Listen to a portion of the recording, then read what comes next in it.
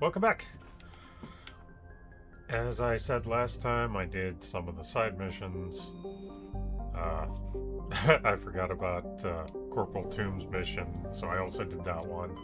Major Kyle, and I did the Bring Down the Sky DLC. So that's all been done. I'm not going to bother doing any of the rest of these because most of these don't really have an effect, or if they do,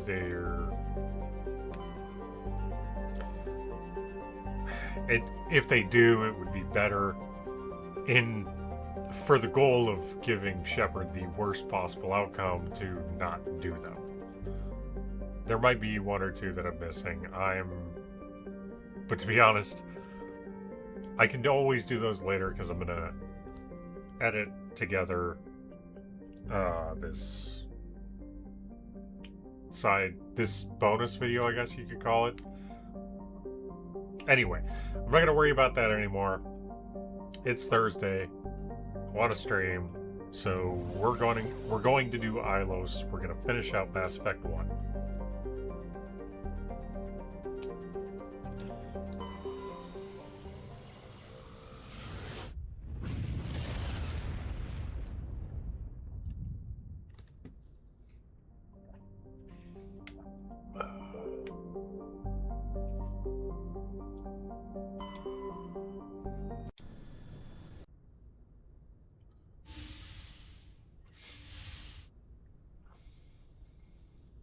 Skipper?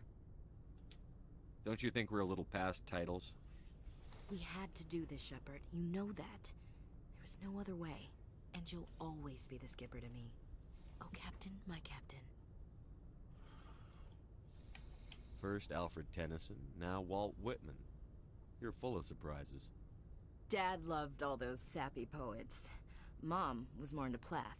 I'm not a word person, Shepard. Other people say what I mean better than I do. We're mutineers, sailing a stolen warship into the most hostile system in the galaxy. Just call us humanity's best and brightest. I'm gonna be honest, I haven't really read much of Tennyson. I don't think I've ever read... Well, I have read some by Walt Whitman. Plath, no. Absolutely not. And to be honest, I'm not much into poetry in general, so... I keep reminding myself we're doing the right thing. I don't believe me yet. Believe me then, you're doing the right thing. Death closes all. But something ere the end, some work of noble note, may yet be done. Not unbecoming men that strove with gods. We'll get home again, Shepard. I believe you'll lead us through. Oh, Captain, my captain. God, I hate that crap. I really don't like it. I don't know if it's just because it's tropey or because I just don't like poetry. But there's something about Ashley just randomly quoting all this stuff that I'm not a huge fan of. I just don't like it. Ash, I don't always want to lead you. Sometimes I'd like to stand beside you. Is that an admission of something, Shepard? I have a better idea. How about I lead? I've spent my whole life fighting to get what I want. To get it done, I had to bury a lot of things. During that whole time, not even once did I feel like I was worth what I was fighting for. You make me feel good enough. Bunk here tonight, Ash. With me. Bold words, Shepard. I like bold.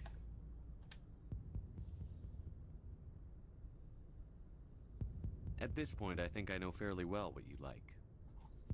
You've only scratched the surface. Scratch a little deeper. I'm not a huge fan of Ashley, if I'm being honest. I may end up having to censor some of this later. I don't know.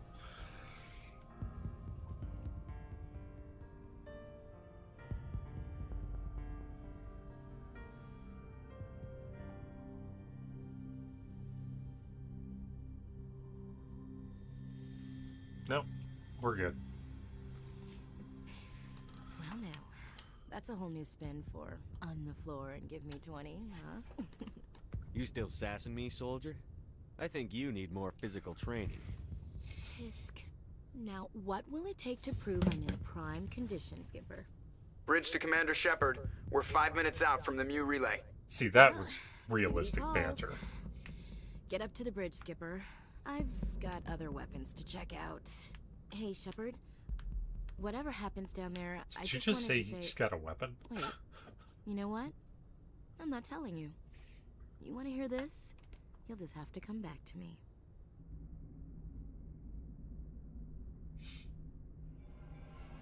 Other weapons to check out. That implies that she's been checking out a weapon.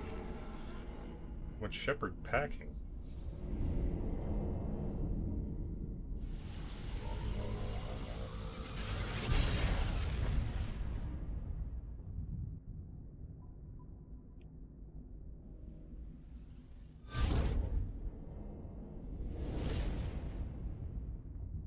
I do really like the Normandy SR-1. Commander?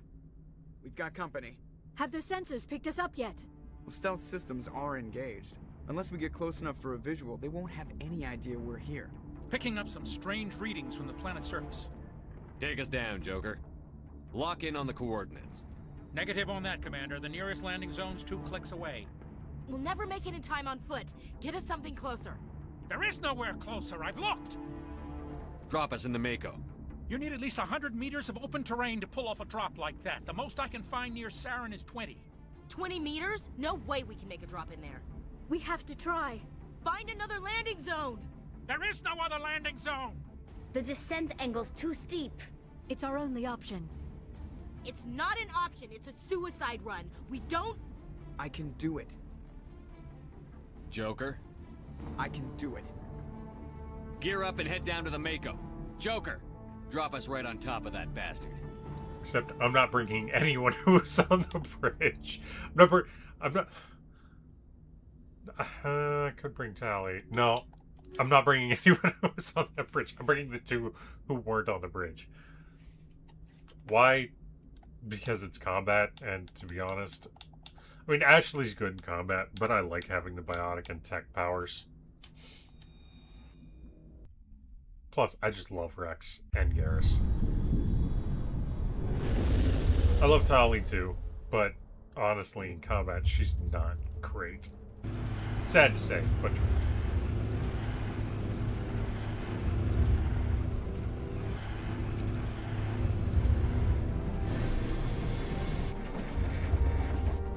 You two, keep moving. Inside, now.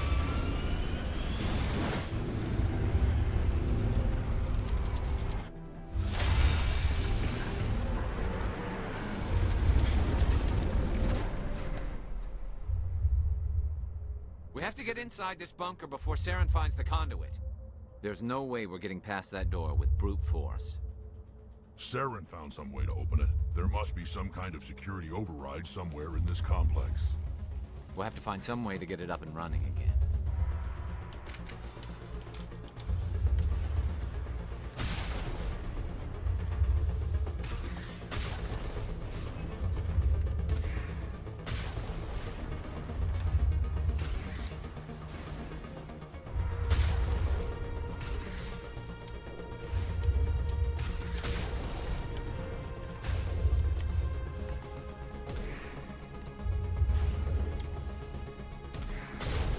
There we go.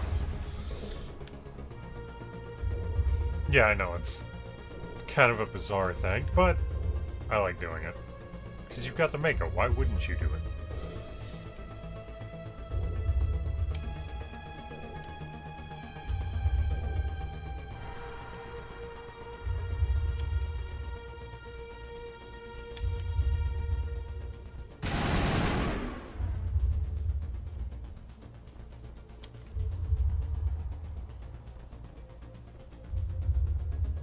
There's a bunch of the jumpy bastards down here.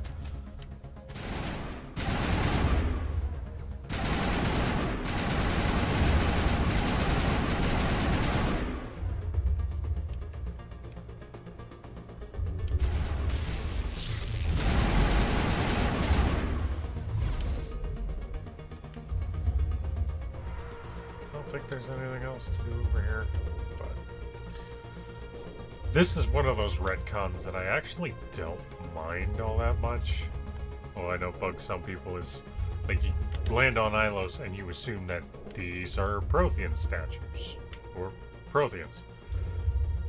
And then Mass Effect 3 comes out and Javik explains that no, these are actually ruins that the Protheans were also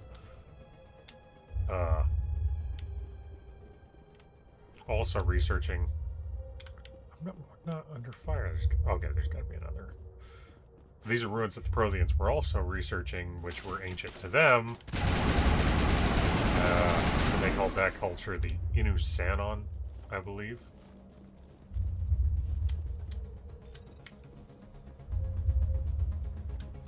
There we go.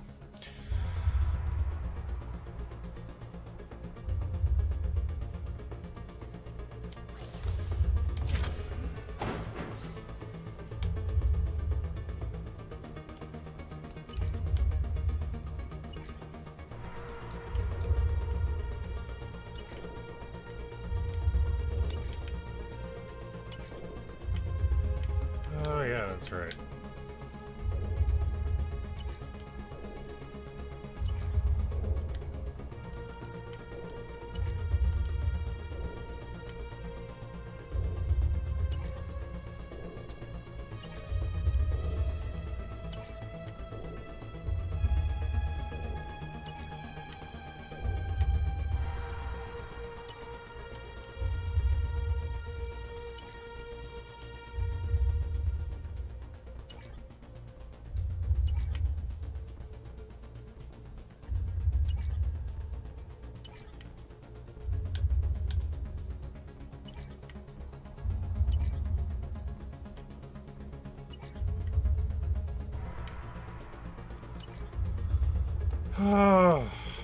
I don't understand this whole thing. Oh, wait. Maybe I do.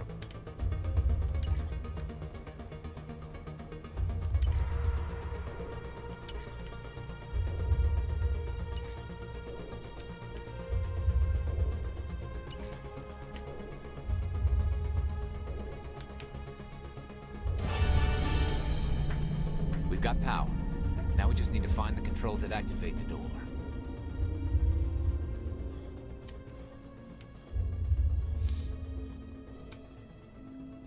That's a puzzle I don't like, because the rules are kind of unclear.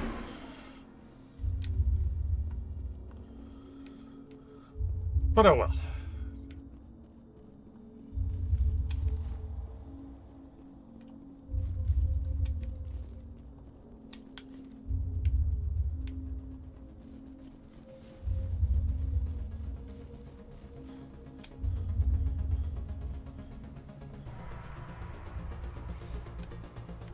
Yeah, I always liked Ilos as a location. I kind of wish the series would have come back here. I don't know under what circumstances you could have brought Shepard back here, but I feel like there was a lot of potential to use it for something. Right? Yeah, this ancient area that was, you know, created by the Unisanon, used by the Protheans, like, could have been a good location.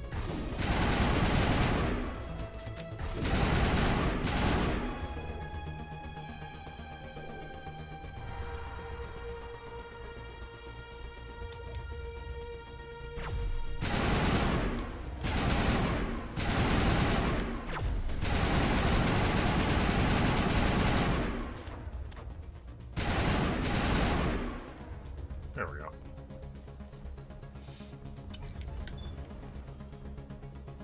It's another thing I do like the mods. They changed it so that it's not just the normal switches that you see literally everywhere else. Like these are ancient ruins. Like it doesn't make sense for them to have the exact same switches that the Citadel has. This place still has power. It must be running off its own generator. I bet this is the command center for the entire complex. Saren's troops must have sealed the doors from here after he went inside. We'll have to figure out how to disengage the security lockdown if we ever want to get inside that bunker. What is this? Some kind of defense bunker? Probably. Protheans could have used this elevator to deploy reinforcements to protect the rest of the complex.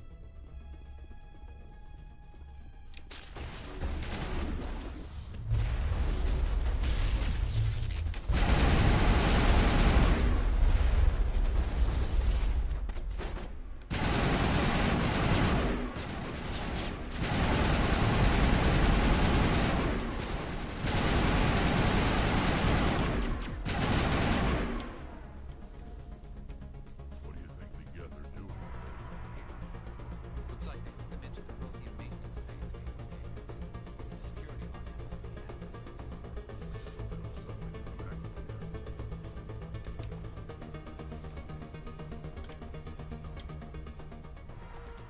Come on, Saren's already got a head start. We have to go find him before he reaches the conduit. Unless he's already found it, then we're just walking into a trap. That's a chance we'll have to take. Hold on. Something's happening. Too late. Unable to... Invading fleets. No escape. Sounds like some kind of message, but I don't recognize the language. It's probably in Prothean. This recording must be 50,000 years old. No wonder we can't understand it. The message is all broken up, but I recognize some of the words. It's a warning against the Reaper invasion. Incredible. The cipher must have transferred an understanding of the Prothean language into your mind. Not safe. Seek refuge.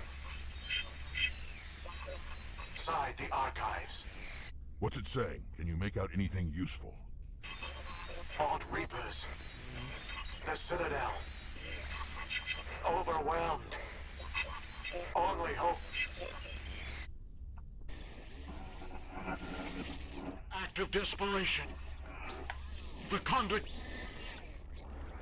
All is lost. It said something about the conduit, but it's too degraded to help. We should go. Cannot be stopped. Cannot be stopped. Those armatures out there look like they're up and running again.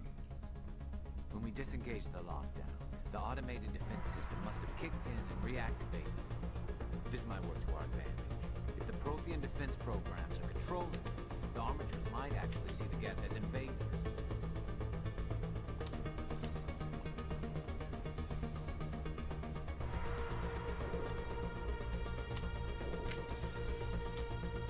It's a master up. The armatures are wiping out the Geth.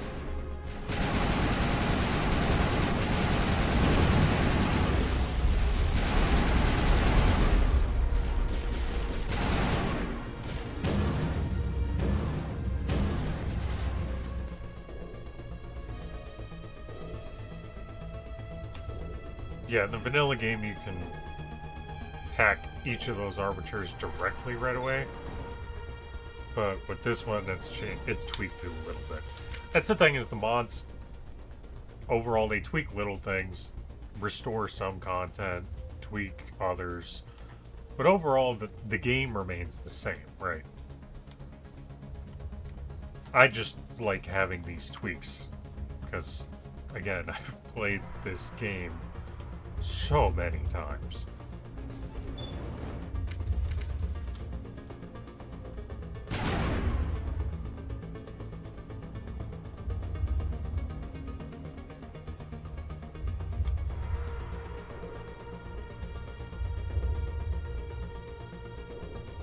Who votes we take the vehicle into the creepy underground bunker? Good idea. The firepower will come in handy.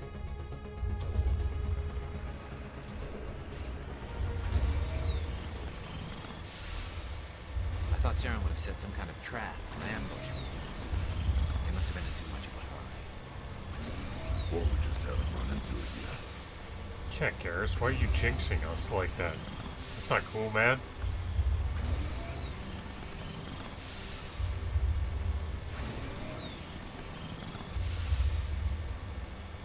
What are all those things on the wall? Some kind of containers? They look like stasis pods. The Protheans probably tried to keep themselves alive with cryogenic freezing. Something must have gone wrong, though. This bunker became their tomb. The pods are dead, and so is everyone inside. All of them? There must be hundreds of those pods. What's Saren expecting to find here? There's nothing left but corpses.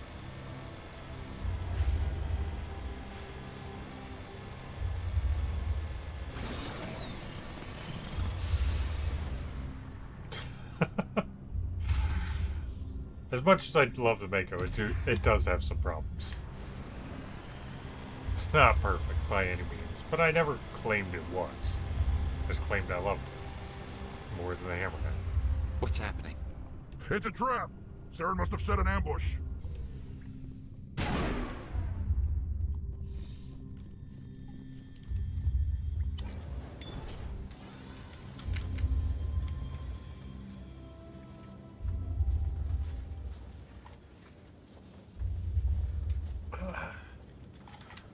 What do you think we're gonna find down here? It has to be useful if it specifically targeted us. Don't get your hopes up. The only thing we can depend on right now is ourselves.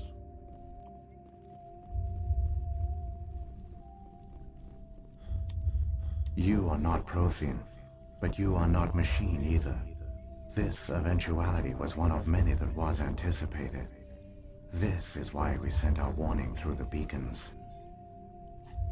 Looks like some kind of VI program.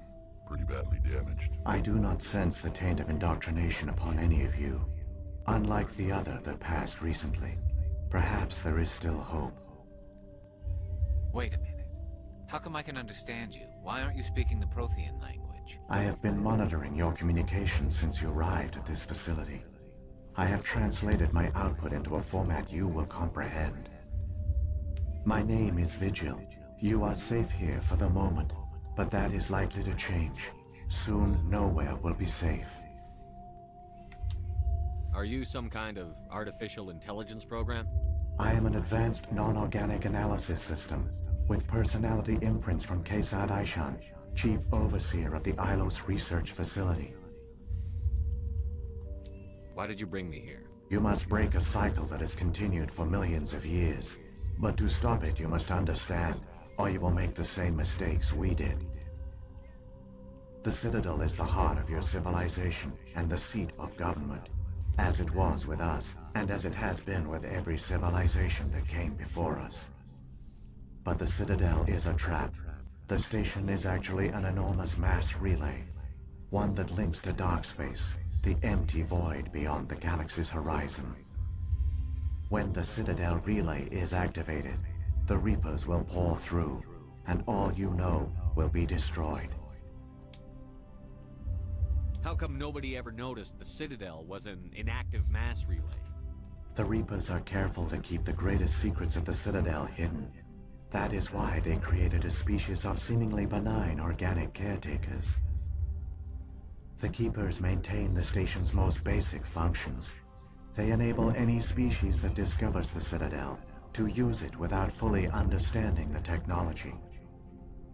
Reliance on the Keepers ensures no other species will ever discover the Citadel's true nature. Not until the relay is activated and the Reapers invade. How do the Reapers survive out in dark space? We have only theories. The researchers here came to believe the Reapers enter prolonged states of inactivity to conserve energy. This allows them to survive the thousands and thousands of years it takes for organic civilization to rebuild itself. But in this state, they are vulnerable. By retreating beyond the edges of the galaxy, they ensure no one will accidentally discover them. They keep their existence hidden until the Citadel relay is activated.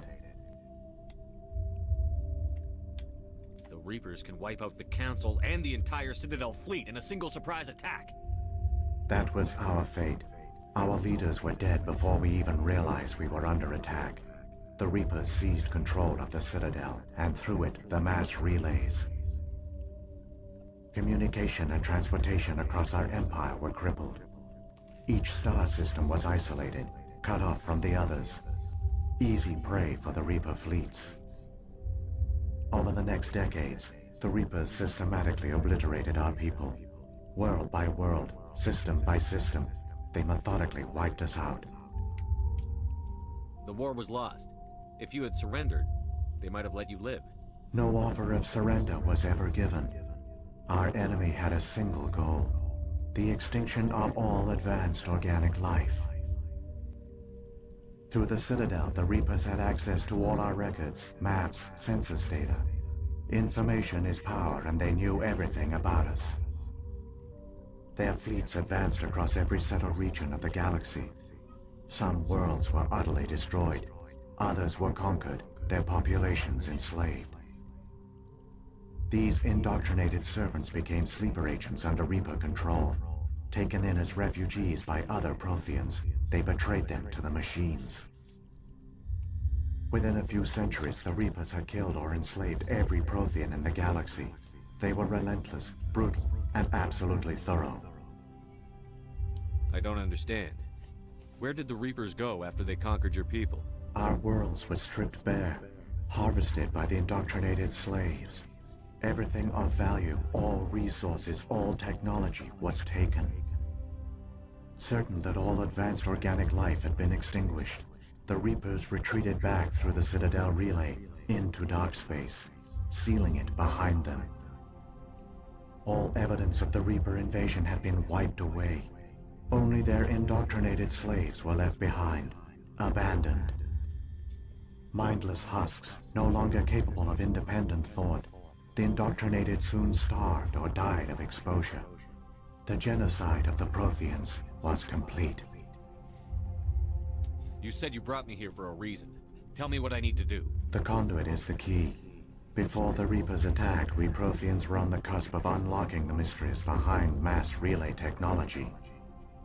Ilos was a top-secret facility. Here, researchers worked to create a small-scale version of a mass relay, one that linked directly to the Citadel, the hub of the relay network. Conduit's not a weapon. It's a backdoor onto the Citadel. We're going to talk about that here in a couple minutes, because... What happened next? We severed all communication with the outside, and our facility went dark. The personnel retreated underground into these archives. To conserve resources, everyone was put into cryogenic stasis. I was programmed to monitor the facility and wake the staff when the danger had passed. But the genocide of an entire species is a long, slow process. Years passed, decades, centuries. The Reapers persisted, and my energy reserves were dwindling. You should have fought. We were a few hundred against a galactic invasion fleet. Our only hope was to remain undetected. I began to disable the life support of non-essential personnel. First support staff, then security. One by one, their pods were shut down to conserve energy. Eventually, only the stasis pods of the top scientists remained active. Even these were in danger of failing when the Reapers finally retreated back through the Citadel relay. There were hundreds of stasis pods out there. You just shut them down? Thousands, Garrus. Thousands. You couldn't let everyone die. Better to sacrifice some so others could live. This outcome was not completely unforeseen. My actions were a result of contingency programming entered on my creation. I bet they didn't tell the non-essential staff about this contingency. I saved key personnel. When the Reapers retreated, the top researchers were still alive. My actions are the only reason any hope remains. When the researchers woke, they realized the Prothean species was doomed. There were only a dozen individuals left, far too few to sustain a viable population. Yet they vowed to find some way to stop the Reapers from returning, a way to break the cycle forever, and they knew the Keepers were the key. Aren't they under the influence of the Reapers? The Keepers are controlled by the Citadel. Before each invasion, a signal is sent through the station compelling the Keepers to activate the Citadel relay. After decades of feverish study, the scientists discovered a way to alter this signal. Using the conduit, they gained access to the Citadel and made the modifications. This time, when Sovereign sent the signal to the Citadel, the Keepers ignored it. The Reapers are trapped in dark space.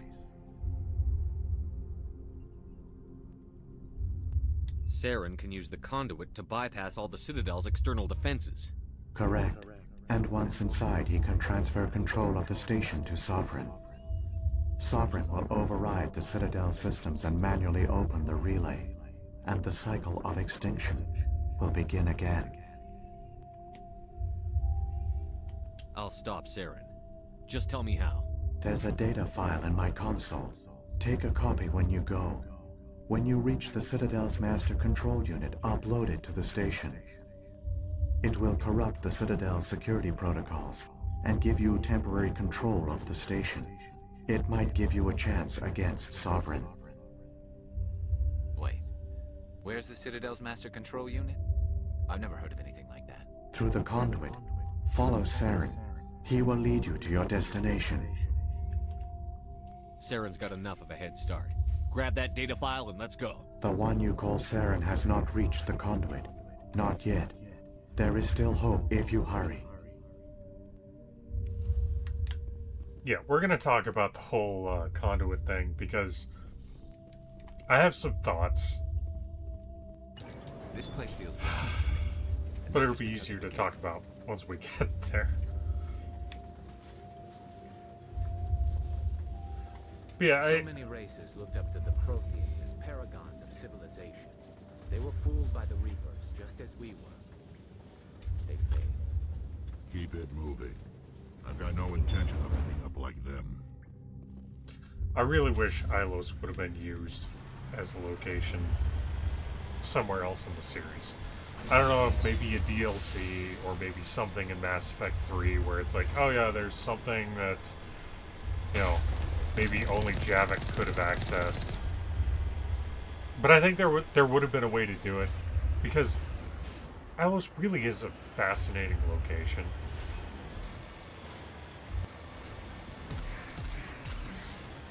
Especially when we talk about, you know, Javik reveals that, no, these are actually the ruins of the Inus Sanon, and the Protheans were using it as a research facility.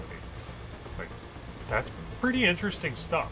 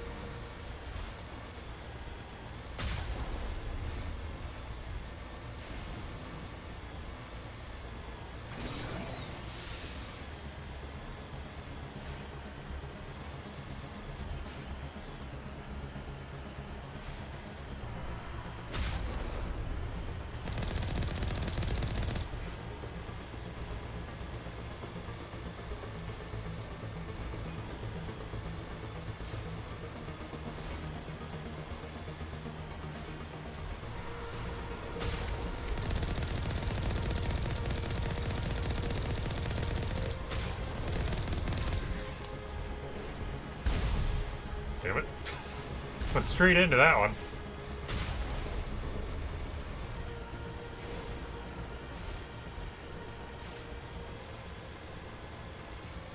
This was always part of the game that I hated playing, especially on high difficulties. Just this little part here.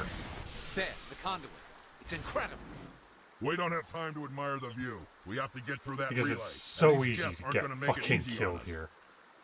At least it was when I was playing on Xbox 360.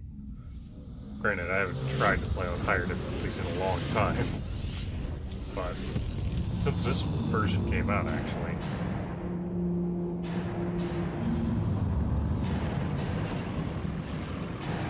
God, I love the style of these cinematics. Camera angles, color palettes, just everything about this game is just fantastic.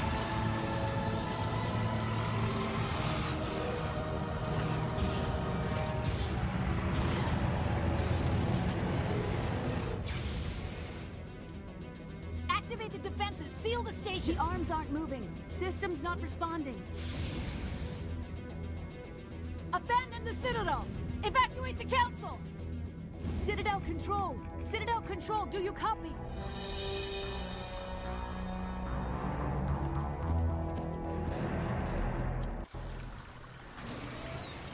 Because it gives you 40 seconds to get there, so you really don't have a whole lot of time to do anything. Hang on, things are gonna get a little rough.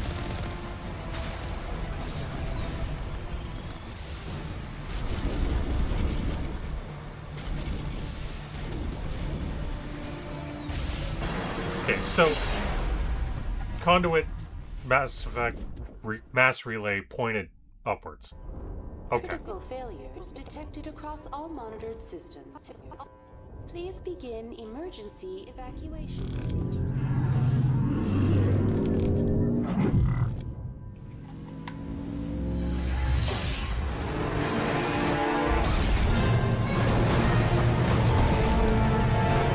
That's not how mass relays work.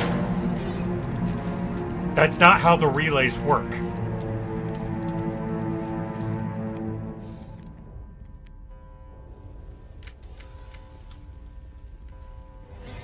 Hang on, we're gonna clear this area, and then I'm gonna take some time to bitch.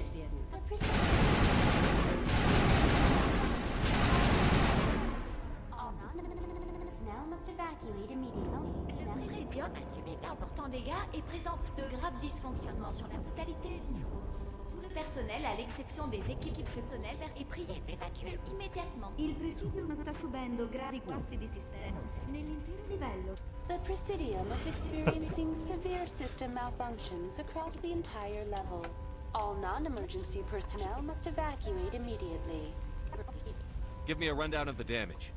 We have lost all primary power to the level. Environmental controls are not responding. Class 3 fires are burning in sectors 2, 3, 6, and 7. Civilian casualties are high.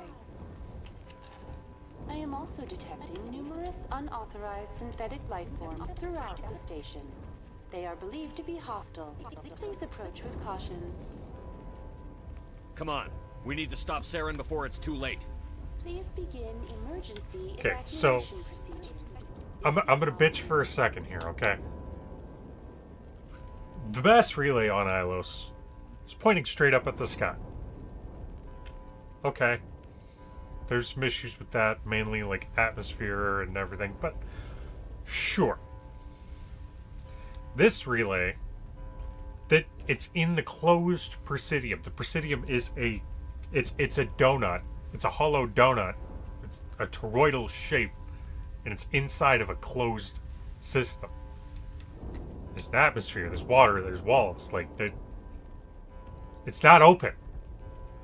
So when you got the two mass relays in space, you know, that granted they're thousands of light years apart, they're like this, and the ship uses the mass effect field generated by the relay to accelerate to hyperluminal speeds.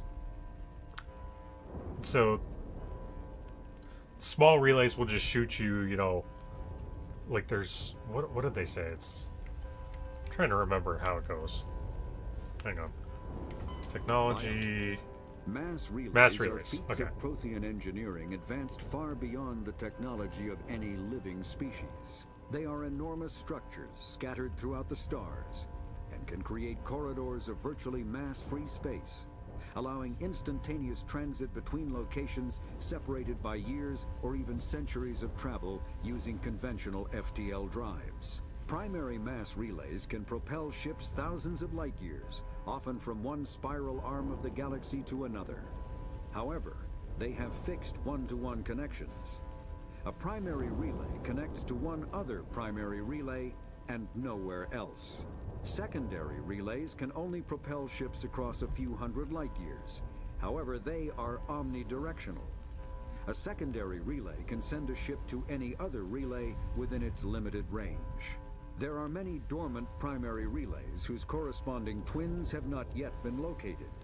These are left inactive until their partner is charted. as established civilizations are unwilling to blindly open a passage that might connect them to a hostile species. That last part, by the way, was kind of the inciting incident for the First Contact War, because the Turians found humans attempting to activate a primary relay, and they were like, what the fuck are you doing? Don't do that, and then they shot at them. But, say, okay, so the relays, they're guns, essentially. Use Mass Effect fields to propel ships, you know, in the effect of secondary relays, hundreds of light years in the effect of primary relays, like, it's a corridor.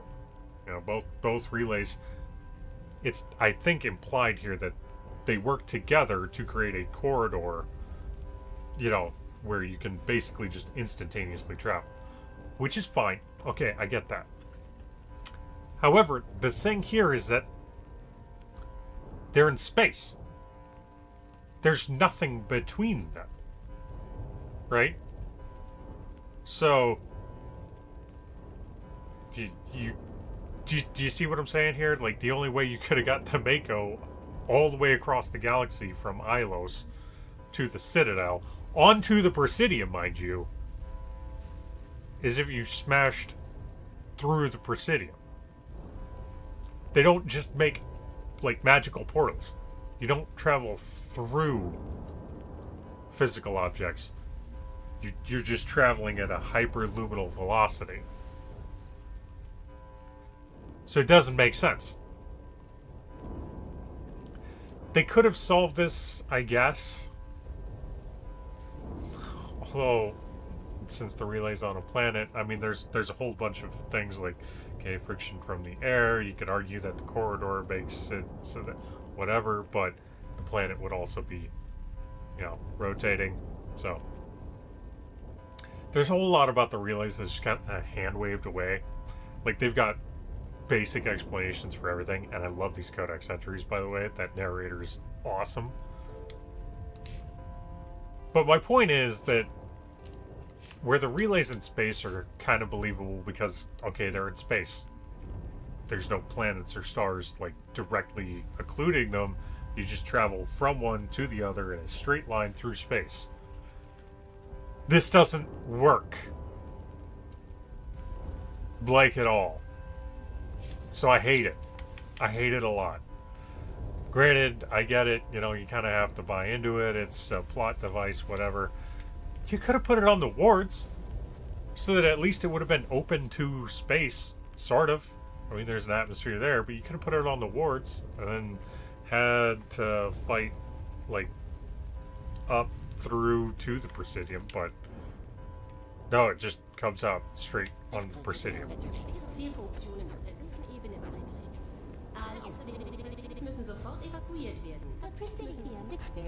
English, French, Italian, German. Interesting. Open the mass relays. The fleet needs reinforcements. The relays are locked. Someone's taken over all the systems. We're getting hammered out here. Why won't you respond? Citadel control. Citadel control. Again, more Jennifer Hale. Love it. Like I said, I love Mark Mir. I love Jennifer Hale. I love them both. They're great. But Mark Mir is just, he's my Shepard.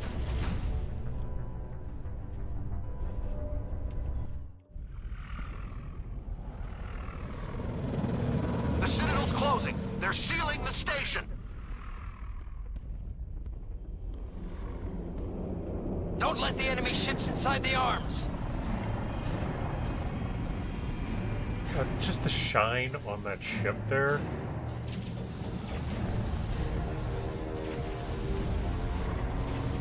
Like, I know people give J.J. Abrams shit for super lens flare, but Mass Effect really does it, I think, in a much more effective way.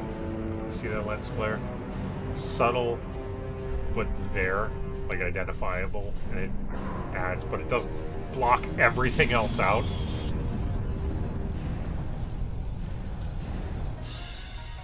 Also, I love the Cuttlefish Reaper design, because Cuttlefish are just awesome. I want to go to an aquarium with cuttlefish. I really do.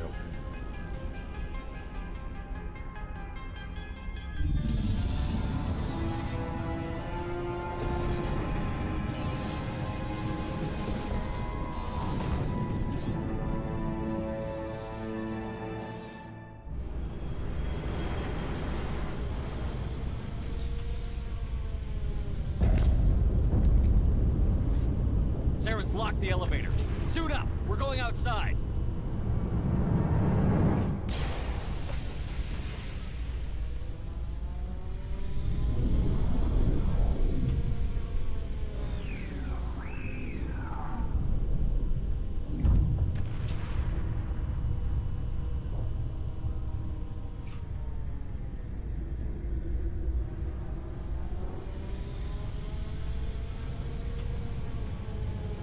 This part of the level I actually really do like, because you start out with Sovereign, you know, off in the distance, and you can see him, and you can see that leg moving.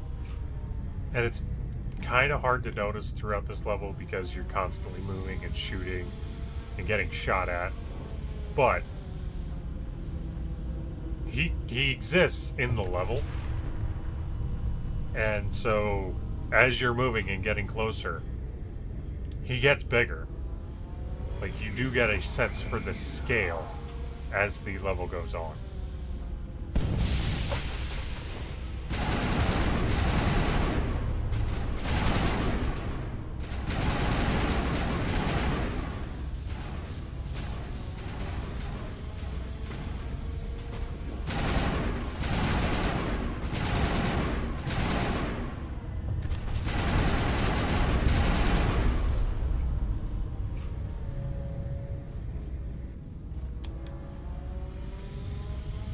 Also, you can see all the wards, and you get more of a sense of scale for what the inside of the Citadel actually is. I do think that the traffic thing, like, you can see the traffic moving on the inside of the Citadel. I get a city this size, you probably still would have people who are trying to go to work and do whatever. But I don't know. Maybe I'm just thinking too much into it, but it just seems weird to me.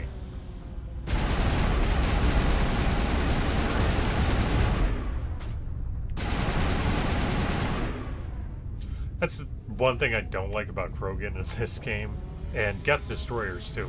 They do the exact same thing. You hit them a few times, and then if they have a line of sight on you, they will charge you. Invariably. And it's a little annoying.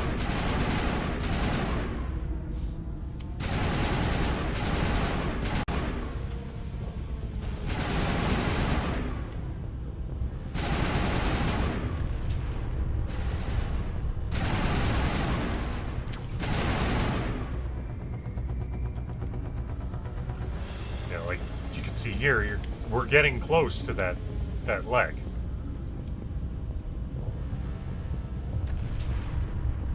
But even then, it's still over the hill.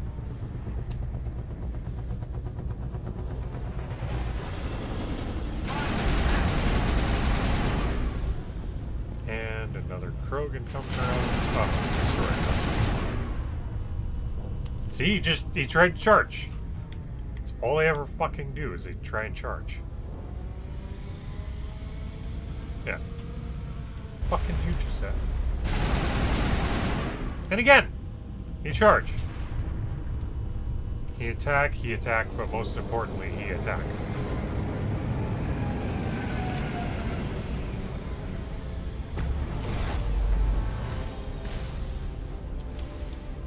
Hostile spotted.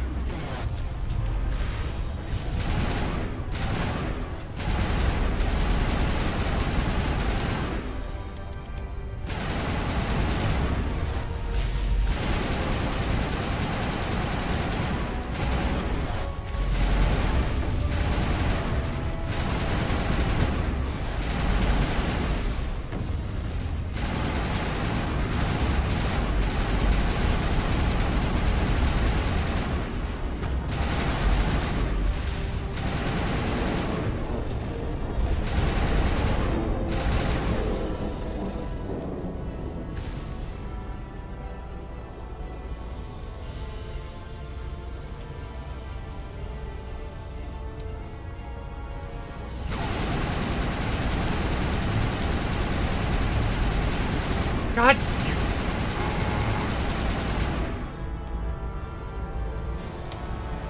Allies just want to jump right in the freaking way. Yeah, so now we're underneath.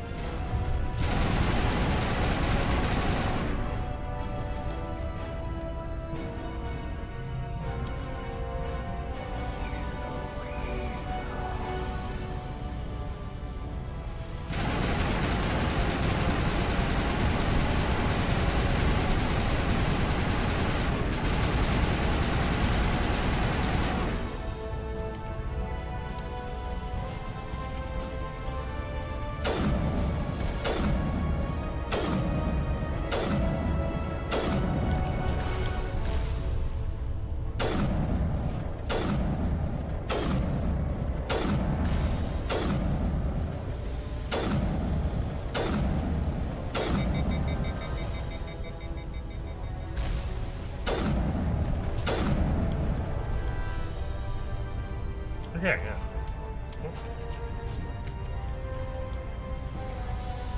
Why is Rex using his rifle? He should be using a shotgun.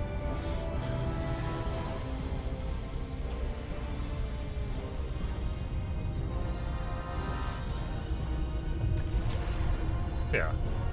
I really appreciate the scale in this game. And no, I'm not going to stop gushing about this game. I keep gushing about it. Probably until the day I die.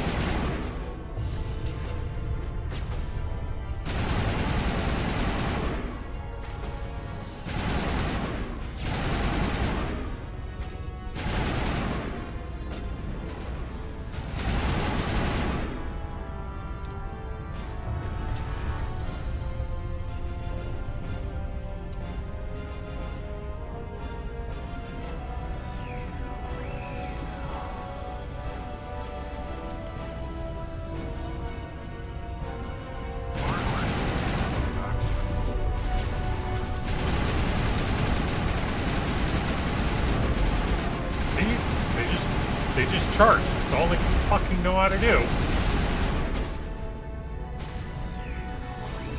My allies just know how to get in the fucking way. See, he's trying to charge too. It's like the brutes in Halo 2. Just completely frustrating because they only know how to do like two things.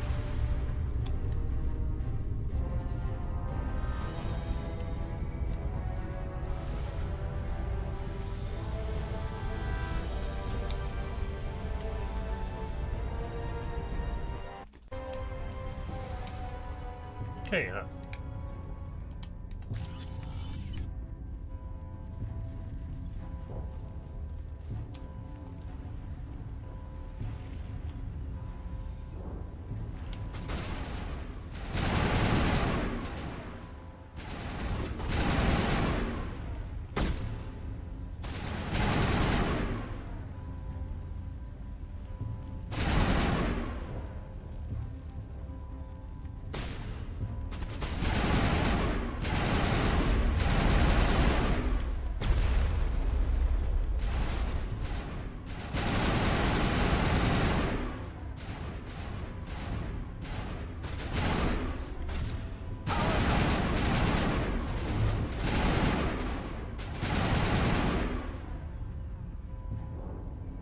This is another thing that I know I didn't do it in this playthrough, but if you bring Ashley up to the council chambers and then you talk to her, are those cherry trees? Or maybe it's Kate. It's Kate. He talks about how good, you know, this place could be used as a defensive position. And it's like, yeah. And if I remember right, in the vanilla game, you don't actually fight your way up here. You just kind of... Saren's just kind of up here.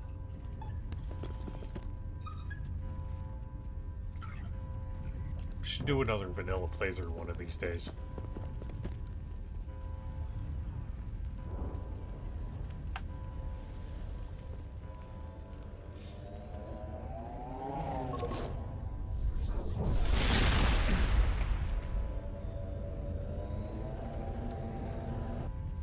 I was afraid you wouldn't make it in time, Shepard. Had to wipe out a few hundred of your followers along the way. Sorry if I kept you waiting. You've lost. You know that, don't you? In a few minutes, Sovereign will have full control of all the Citadel systems. The relay will open. The Reapers will return. I'm heading to that master control panel, and you can't stop me. You survived our encounter on Vermeer, but I've changed since then. Improved. Sovereign has upgraded me. Fancy hardware's not gonna save you. You don't understand, Shepard.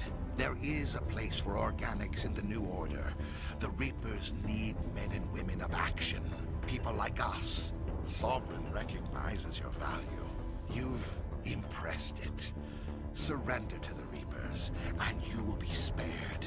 Join us, and we can find a place for you. No more stalling, Saren. Let's finish this.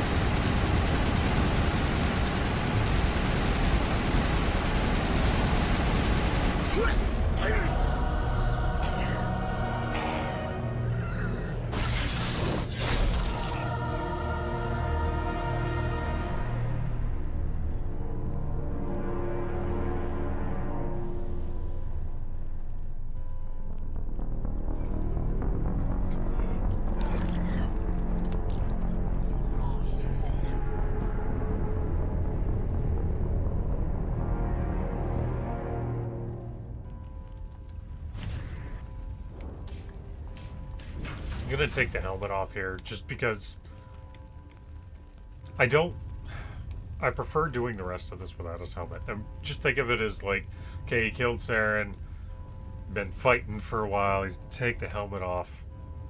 You know, just I can finally take this goddamn thing off. I like the way the last Vigil's data cinematics file worked. without his I've helmet. got control of all systems. So that's what Quick, we're gonna open the do. station's arms. Maybe the fleet can take Sovereign down. See if you can open a communications channel. The Destiny Ascension. Main drives offline. Kinetic barriers down 40%. The Council is on board. I repeat, the Council is on board. Normandy to the Citadel. Normandy I got to one the of those. Citadel. Please tell me that's you, Commander. You were expecting someone else? We caught that distress call, Commander. I'm sitting here in the Andurra sector with the entire Arcturus fleet. We can save the Ascension. Just unlock the relays around the Citadel and we'll send the cavalry in. You'd sacrifice human lives to save the Council? What have they ever done for your kind? This is bigger than humanity. Sovereign's a threat to every organic species in the galaxy. That's why you can't throw away reinforcements trying to save the Council. Hold them back until the Citadel arms open up and the human fleet can go after Sovereign. What's the order, Commander? Come in now to save the Ascension, or hold back? Hold off, Joker. We're not sacrificing human lives to save the Council. Keep our ships back until they can get a shot at Sovereign. I hope you know what you're doing, human. Don't let the Council die in vain. All Alliance ships, hold formation. Wait for a shot at Sovereign. Nothing else matters. I repeat, nothing else matters. It's actually just because I hate Sparatus. No, I don't normally let the Council die. Commander, we're picking up reinforcements. It's the Alliance! Open a comm channel! This is the Ascension. We're taking heavy damage. Guardian defenses are over... Kinetic barriers are offline. Commander, they closed the channel.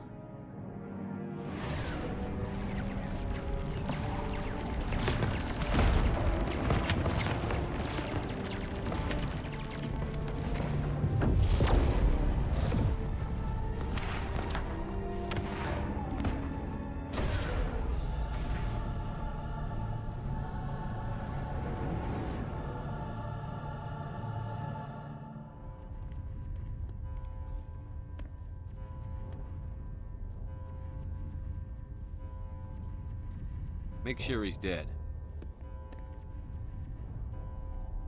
This is one of the reasons why I like bringing Rex and Garrus. Because other than Ashley, like Liara, Tali, they don't really make sense to give that order.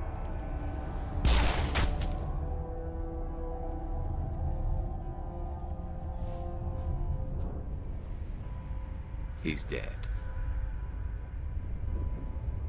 Yeah, I don't normally let the council die because I actually like the way the plot plays out if you have the council.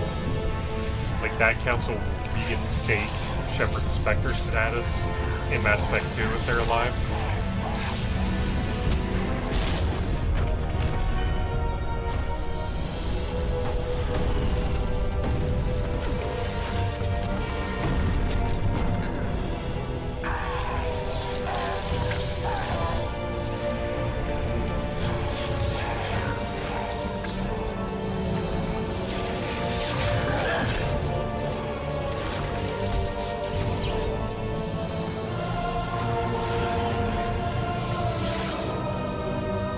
It's a proto-marauder.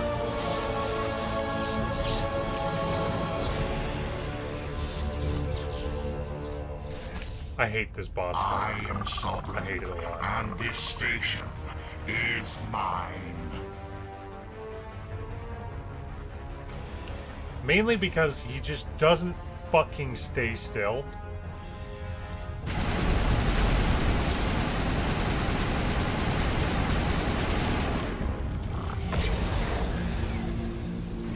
It's another reason why I like being super overpowered.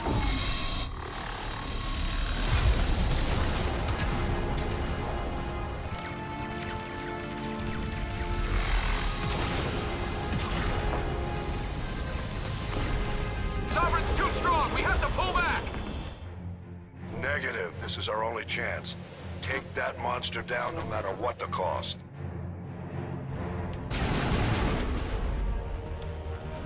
It's so hard to figure out where the fuck he is.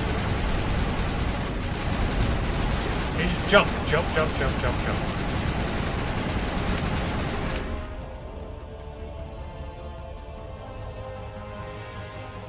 And I don't want to use stasis because then you can't fucking do anything about it.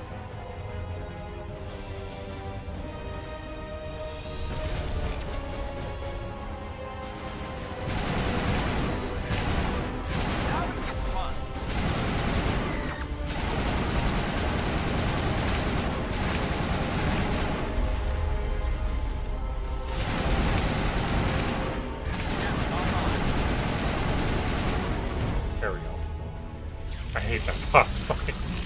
It's not even challenging, it's just fucking annoying.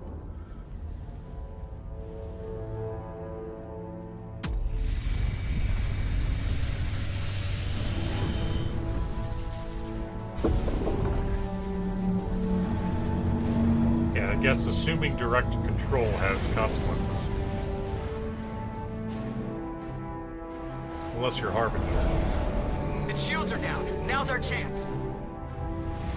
Hit it with everything we got. I thought that's what we were doing in the first place.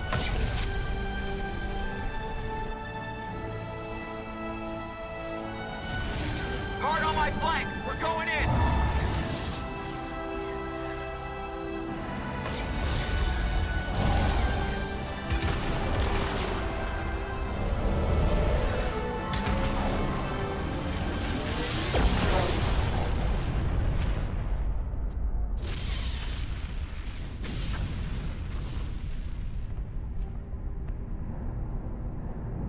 Go!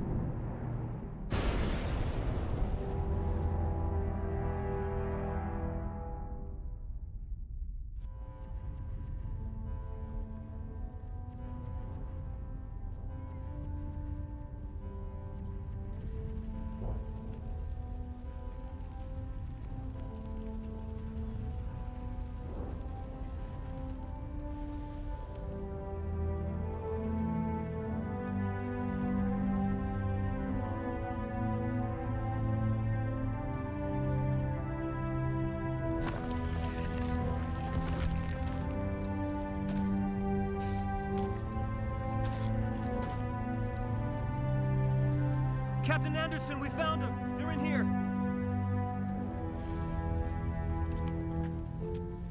Take it easy. It's over. You're safe now. You're saying that to a fucking Krogan, man. This scene doesn't really make sense with Rex. Like, that works better with Ashley or Liara. Like, you're safe now. to the fucking 1,000-year-old Krogan. Like, okay. Or however old Rex is. Literally centuries, anyway.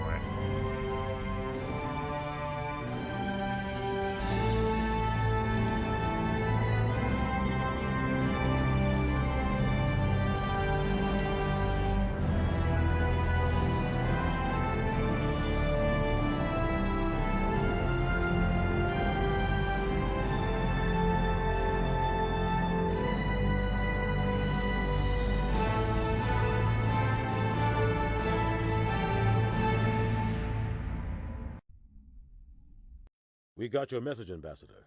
What's all this about? These are strange times, Captain. The battle with Sovereign changed everything, and we need to talk about what happened to the Council. Commander Shepard did the right thing. We had to hold our fleet back to go after Sovereign. It was the only way. I agree, but this also presents us with an opportunity. The Council is dead. The galaxy is looking for leadership. The Citadel fleets were decimated in the attack. Their losses have made the Alliance stronger. If we step forward now, nobody will be able to stop us. You have a plan? The galaxy needs leadership, real leadership. When a crisis hits, we can't be paralyzed by debate like the old Council. The new Council must rule with a single voice. It must be assembled from one species alone, humanity. The rest of the galaxy isn't just gonna bow down because we tell them to. The other species are scared. They've never faced anything like this before, and they don't know what to do. They want us to step forward. They believe in humanity because of you. Your ruthless pursuit of Saren and the Geth, your defiance of the Council, that's what humans are capable of. That's how we can defeat the Reapers. The others will follow us, Shepard. They know we're their only hope. We will have a human council with a human chairman. The Ambassador's right. I may not like it, but we can't deny the truth. Given everything you've done, Commander, the Alliance will want to know who you think our chairman should be. This is one of those things where I have to wonder if Udina is he speaking in earnest? Like, does he actually believe all these things that he says? Does he actually believe that all this? Because he turns around in Mass Effect 2 and he just buys in with the whole, the Reapers were an overblown thing. They're not real. Sovereign was a Geth creation, all this shit. Like, he just buys into that. So I have to wonder, like, does he actually believe this, or is he just trying to sell it? Udina is one of those characters who I don't know, maybe because I haven't read all of the comics. I haven't read all of them. And then there's one book that I still haven't read. So I really want to know, like, how earnest is Udina? Like, how genuine is he with the shit that he says? Because I'm not gonna lie, I have kind of an aversion to politicians in general, so I don't like Udina just on a fucking principle. And then all the shit he pulls throughout the game, like, I don't like him. But how sincere is he in this moment? We need someone who understands how politics really works. You've shown you know how to play this game. And he is the again, logical choice. Worst outcome, so what we're going with now? Udina. You two can argue politics all you want, but the Reapers are still out there. They're coming. And I'm gonna find some way to stop them. Shepard's right. We're headed for war with the Reapers. If we lose, it's the end of all life as we know it. And no other species in the galaxy truly understands they what framed it that will weird take because to he survive. walks out of frame The other races will second. have to follow our lead. And now he's we need just to looking take at control. nobody. It's time for humanity to rise up and seize its I think there should have been other destiny. humans around. CSEC personnel or something. I don't know. Spectre logo on the gun.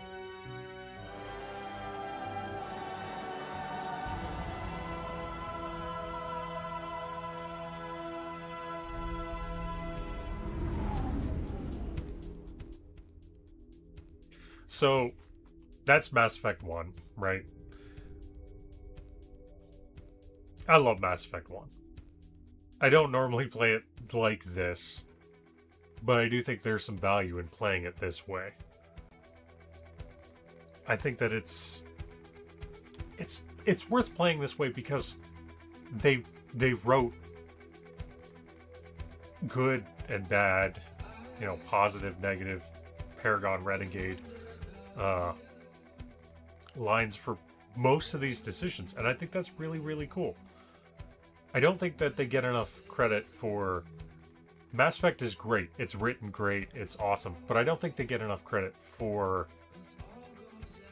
the depth that the choice system actually is, because Mass Effect 3 kind of put a sour taste in a lot of people's mouths by the time it was all said and done. But something I kind of hope to do with this playthrough is highlight that a lot of these choices are not ones that most people are going to make. At least these combinations of choices, right? Usually, just using Conrad Werner as an example. Normally, if you befriend Conrad Werner, you're also going to be doing, you know, other side missions, which will include Jenna from Cora's Den. Well, if you befriend Conrad Werner and you know, he's still alive and everything in Mass Effect 3, and you've completed the Jenna mission in Cora's Den, well, that's an outcome most people would be familiar with. And people think that's really cool, and I do too. But it's one of those things where if you do one but you don't do the other, the outcome changes. You know, these two pretty inconsequential things, when you think about it, actually have an impact on Mass Effect 3. Another combination that most people are not going to see is if you have Rex, you know, survive Mass Effect 1, and then you turn around in Mass Effect 3 and sabotage the genophage cure. Rex is not stupid, right? I mean, it takes him a while, but he figures this shit out. I mean, spoilers, but he does. And it's just the fact that they actually wrote out all this stuff. I really like the fact that there are so many different outcomes to so many decisions. Like, yeah, Kimberly Brooks, that's who it is. She's a good voice actor. I really appreciate her work, both here and in like in another. I can't even think of it right now. But she's good. I just don't like Ashley. I don't. But no, I really hope that I can at least in some way as we go through this, because yeah, next week gonna start Mass Effect 2. But I hope that I can kind of help highlight that there are in fact a lot of outcomes and a lot of things that there's some routes to take that people may not be aware of, or they might have thought about but not actually seen, and I think it deserves recognition that you care.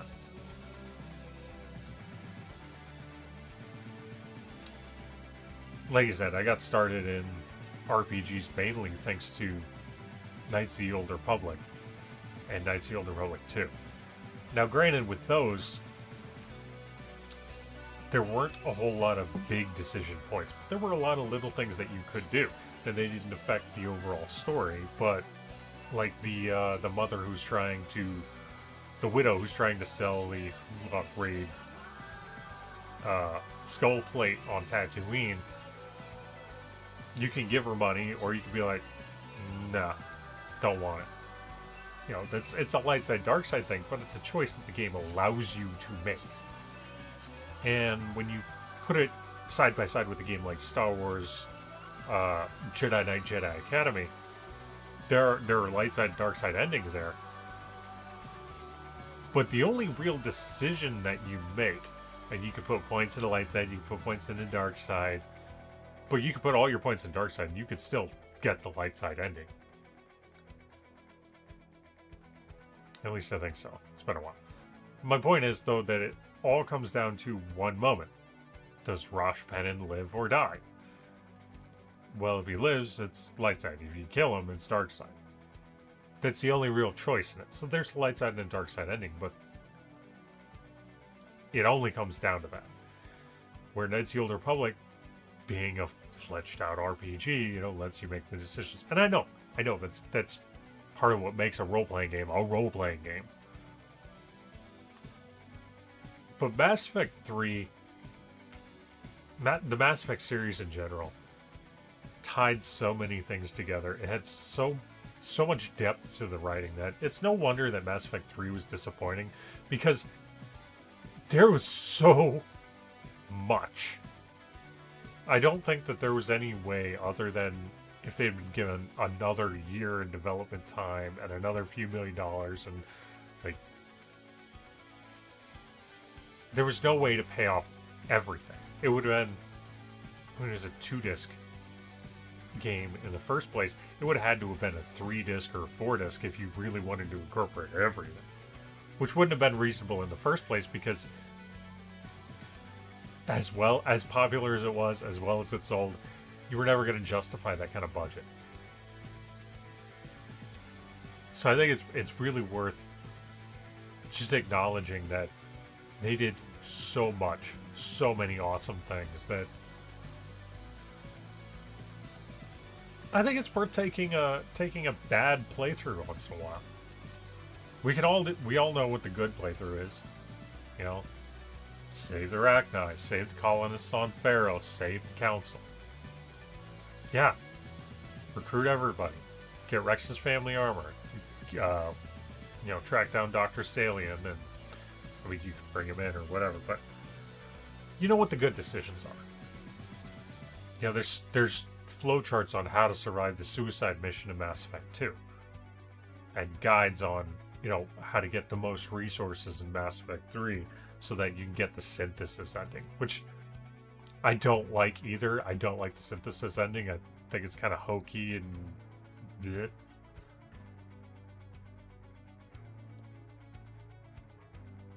See, Jennifer Hale gets additional voices, but Mark Meer doesn't. I don't know. Maybe he doesn't have the range for it, but I think he does. Anyway. Oh, that's another thing. Got a mod to bring Pinnacle Station back, which I think is officially endorsed now, but yeah.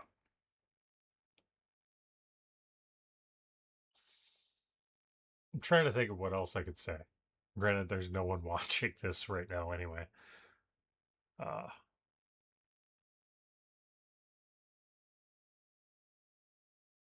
But what was I going to say? Yeah, it's worth doing a bad playthrough, because it really is worth exploring the other options that it gives you. Everyone knows how to play it right. You do the Paragon, 100%, save everyone, get the most, keep everyone alive with the suicide mission, get the most war assets in Mass Effect 3, and get the synthesis ending. Whoop-de-doo.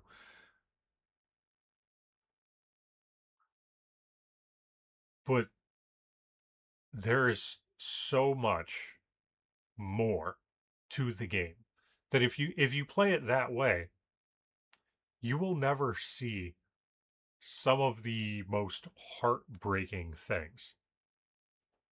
Mordin Solus, Jack, Miranda Lawson, Rex. There's a lot that you just won't see if you play it the right way every time. And I think that's a shame, because they put so much effort into it. Yeah, there are videos out there explaining it, but even those, a lot of the time, don't go into all the nuance of it and how some of these choices really do work together. And because like the Loneliest Shepard playthrough, well, you can get pretty much everyone killed in Mass Effect 2. You could have, say, Jack and Samara live, and then not do the Grissom Academy mission, and then go to some the Ardayashi Monastery, and you could basically get them both killed, and then you can not get enough war assets in Mass Effect 3, get everyone else killed. It's easy to get everyone killed. What is more difficult is to get them killed in a way where there's real gravitas, the maximum gravitas to every death. So, like I said, I think it's worth talking about. It's worth exploring, and that's why I'm doing this playthrough. Because there really is a lot to this game. I love this game. I love this series. Like I said, I buy the merch. I'm hoping Mass Effect 4 is...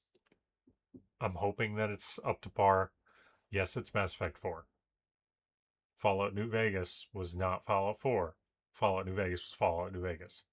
Mass Effect Andromeda is Mass Effect Andromeda. It is not Mass Effect 4. Right? It is not. And one of the reasons why I stopped watching a lot of Mass Effect YouTubers like, say, Big Dan Gaming. Big Dan did some really great work in, Mass Effect videos. I like Big Dan. I didn't... Around the time the new Mass Effect teaser dropped, a lot of these content creators started to speculate on what the new Mass Effect game could be. And the thing that I noticed was a lot of them call it Mass Effect 5, and a lot of them think that it's going to be tied to Andromeda in some way, or want it to be tied to Andromeda in some way. And I vehemently disagree with that notion. Mass Effect Andromeda was its own thing. Andromeda is... it's set in the Andromeda Galaxy. It took them 600 years to get there, so it's set 600 years after Mass Effect 3. And so, first of all, I don't see any way that you could bring them into Mass Effect, right? That's not going to happen. They're 600 years removed. So, you could set the new Mass Effect, 700 years or whatever, and then magically say, oh, they somehow got back. But I don't want them to do that. I don't, because I think Andromeda works. I actually like Andromeda, but I think that it works because it's completely removed from Mass Effect. It cannot affect the Reaper thing. It cannot affect Shepard, Liara, or anyone back in the Milky Way. It is so far removed that the stakes are completely its own. Nothing in the Milky Way can affect Andromeda. Nothing in Andromeda can affect the Milky Way. Like they're so far removed that it's a completely different story. And I think that helps it. That helps it not be tied to anything. And so I don't want Andromeda I don't want Andromeda to tie into Mass Effect 4. I don't. I don't want the Pathfinders. I don't want the Andromeda Initiative. I don't even really want references to it. Although you could. And you could have, things where it's like, oh yeah, because you could set it hundreds of years later. But I don't want it to be set hundreds of years after Mass Effect. I'd prefer a few decades. Still dealing with the fallout from the Reaper War.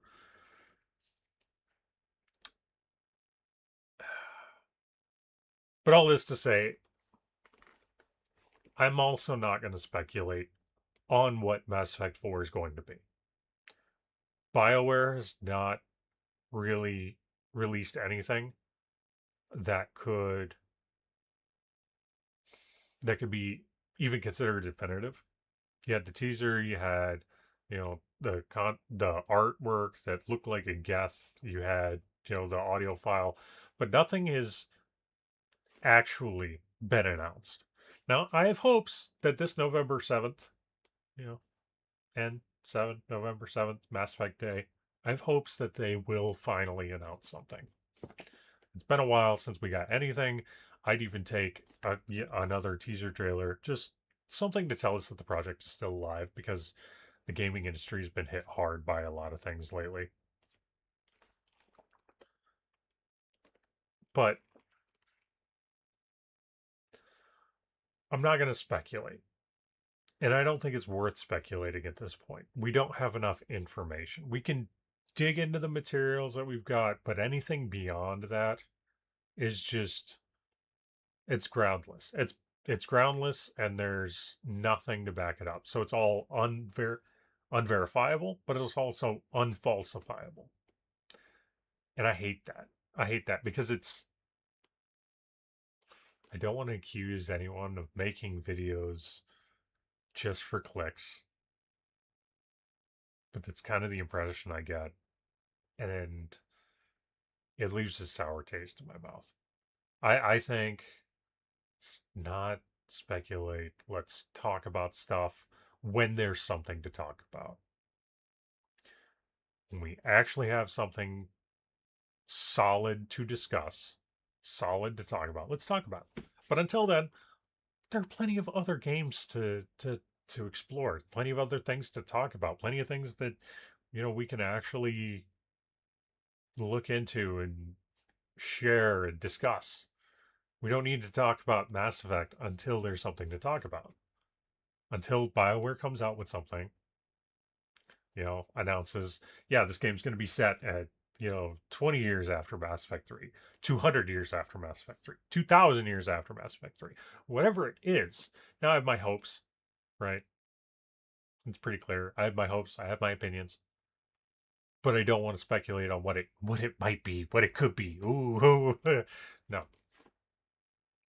So that's why I don't watch Mass Effect content creators anymore, because I get tired of it. And I'm sure plenty of them have moved on by now, because it's been a while.